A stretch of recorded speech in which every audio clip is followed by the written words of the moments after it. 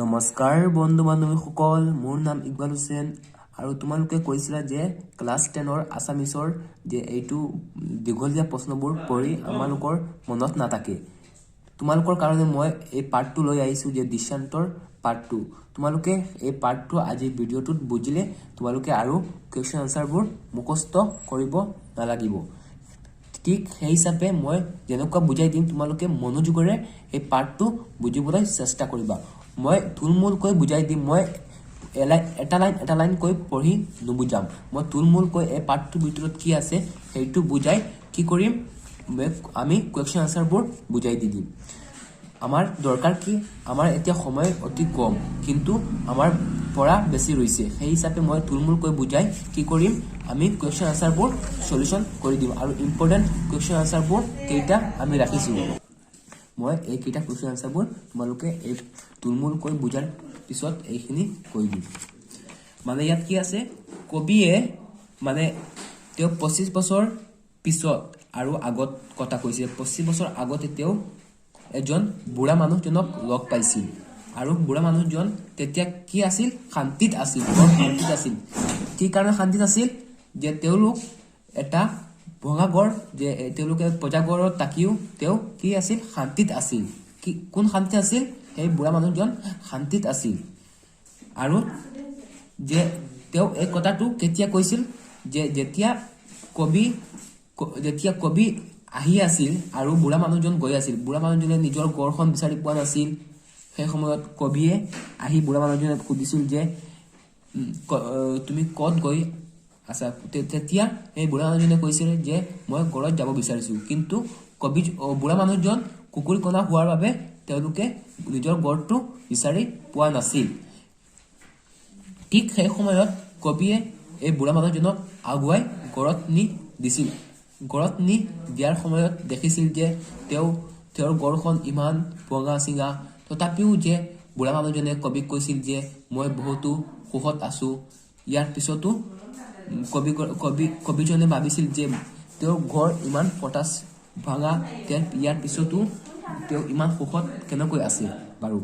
তেওঁৰ মানে বুঢ়া মানুহজনৰ ঘৰৰ মানে যিমান বাঁহ আছে, তেওঁ বাঁহে এনেকুৱা হালি, তেনেকুৱা মানে গছ গছনি আগত মানে গছ গছনিবিলাক আছিল, মানুহে ঘৰ বাৰী কম বনাইছিল। তেওঁৰ কবিৰ ঠিক সেইমতে গছ গছনি, বাঁহৰ গছজোপা আছিল, বাঁহৰ গছে এনেকুৱা হালি নমস্কাৰৰ নিচিনা দিছিল। মানে এনেকুৱা বাঁহৰ গছ এনেকুৱা হালে নহয়, এনেকুৱা গোল হৈ হালিছিল তেওঁৰ ঘৰৰ সন্মুখত, হালি মানে নমস্কাৰৰ নিচিনা হৈছিল। মানে তেওঁ মানে বহুতো সুখত আছিল বুলি কৈছিল। আৰু 25 বছৰ পিছত মানে তেতিয়া আকৌ এই কবিজনে এই বুঢ়া মানুহজনক লগ পাইছিল। বুঢ়া মানুহজনক লগ পোৱাৰ সময়ত কিন্তু বুঢ়া মানুহজনে কবিক পাহৰি গৈছিল আৰু কবিয়ে বুঢ়া মানুহজনক পাহৰা নাই। কবিয়ে বুঢ়া মানুহজনক দেখিও চিনি পাইছিল যে সেই মানুহজন যিজনক মই আগুৱাই দিছিলোঁ।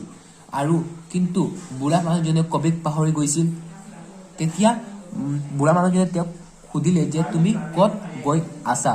তেতিয়া এই বুঢ়া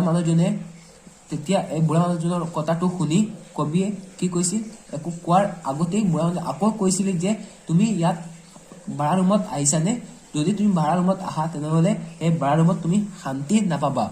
এই কথাটো কোনে কৈছিল, এই কথাটো কৈছিল যে বুঢ়া মানুহজনে কবিক কৈছিল যে তুমি শান্তি নাপাবা। ইয়াৰ যে কবি আহি দেখিছিল যে ইয়াত ডাঙৰ ডাঙৰ অট্টালিকা, এইবাৰ যিমান দেখি আছে ইমান ডাঙৰ ডাঙৰ অট্টালিকা ঘৰবোৰ দেখি আছে যে এই মানুহজনৰ ঘৰৰ ওচৰত।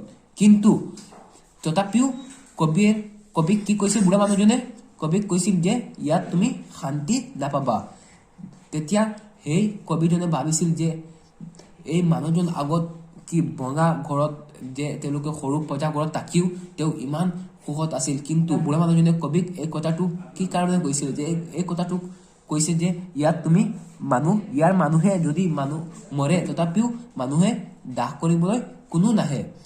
বুঢ়া মানুহজনে কবিক কৈছিল যে ইয়াৰ কোনো কাৰণেই মানুহে সহায় নকৰে, এই যে মানুহ মৰিলেও মানুহে মানুহৰ সহায়টো নকৰে। তেতিয়া কবিয়ে ভাবিছিল যে মানুহৰ যিমানেই টকা পইচা নহওক কিয়, যদি মানুহৰ এই মানৱতা নাথাকে, যদি মানুহৰ ভিতৰত মানৱতা নাথাকে, এই মানুহৰ কি নাপাব, সুখটো নাপাব।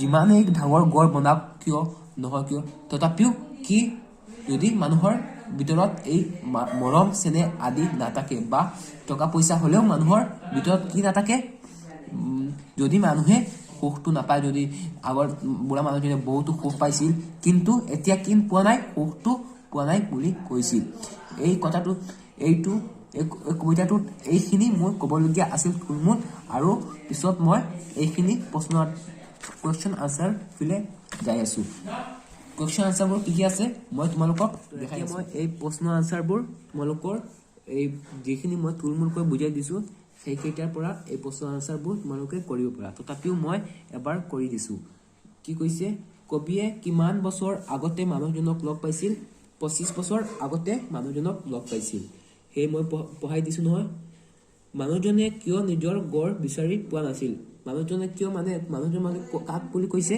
সেই বুঢ়া মানুহজনক বুলি কৈছে যে তেওঁ কুকুৰী কণা বুলি আছিল সেইকাৰণে গড়টো বিচাৰি পোৱা নাছিল সেইটো লিখি ল'বা কুকুৰী কণা আছিল সেইবাবে মানুহজনে নিজৰ গড়ৰ পদূলি ক'ত বিচাৰিছিল আলি কেঁকুৰীটোৰ কাষত বিচাৰিছিল সেইটো লিখি ল'বা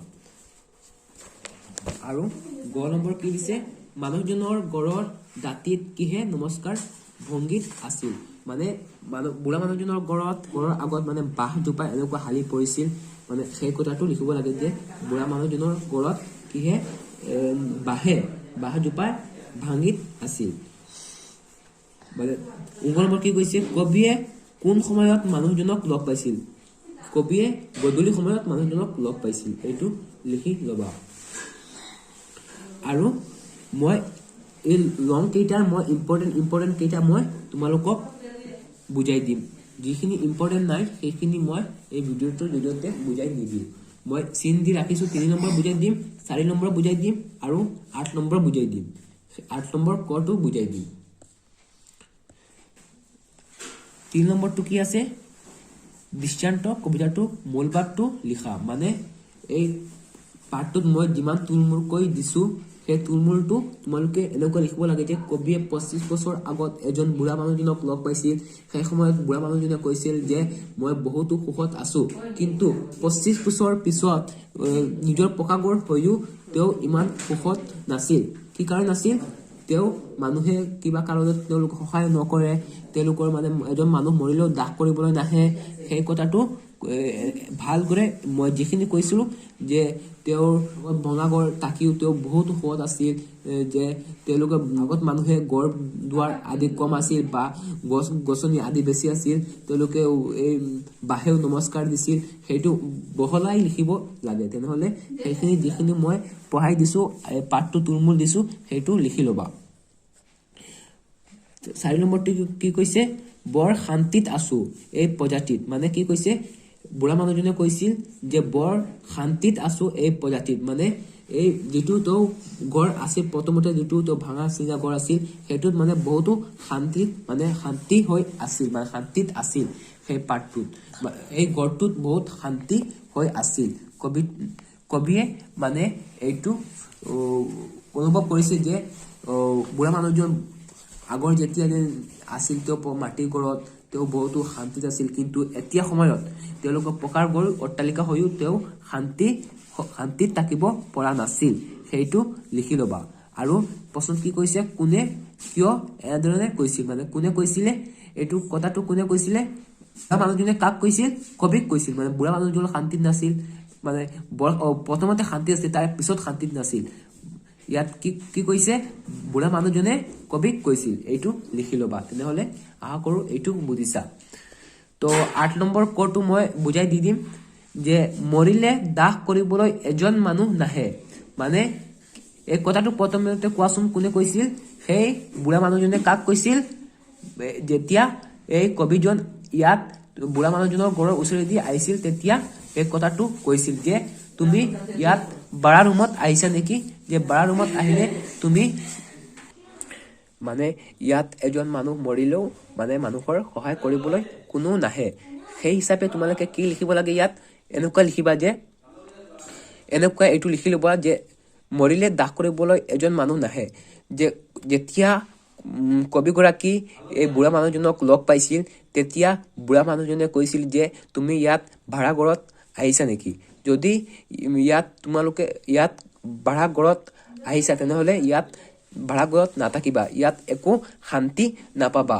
তুমি ইয়াত একো মৰিলেও ইয়াত কোনোবাই দাহ কৰিবলৈ নাহে। এই কথাটো কোনে কৈছিল? বুঢ়া মানুহজনে কবিক কৈছিল। আৰু সেই কথাটো তোমালোকে ইয়াত স্পষ্ট কৰি লিখি ল'বা, তেতিয়াহ'লে তোমালোকে মাৰ্কছটো পাই যাবা। তেতিয়াহ'লে এই শব্দ অৰ্থটো নিজে নিজে লিখি ল'বা। তো মই সকলো দি দিছোঁ এই ভিডিঅ'টোৰ জৰিয়তে, মই যিখিনি বুজাবলৈ লগা হৈছে মই দি দিছোঁ। তেতিয়াহ'লে আজিৰ ভিডিঅ'তে ইমানেই থাকিল। আৰু যদি এই ভিডিঅ'টো ভাল লাগে তেতিয়াহ'লে মোক কমেণ্ট কৰিবা আৰু নেক্সট চেপ্টাৰৰ এনেকুৱা বুজাবলৈ চেষ্টা কৰিম। Thank U.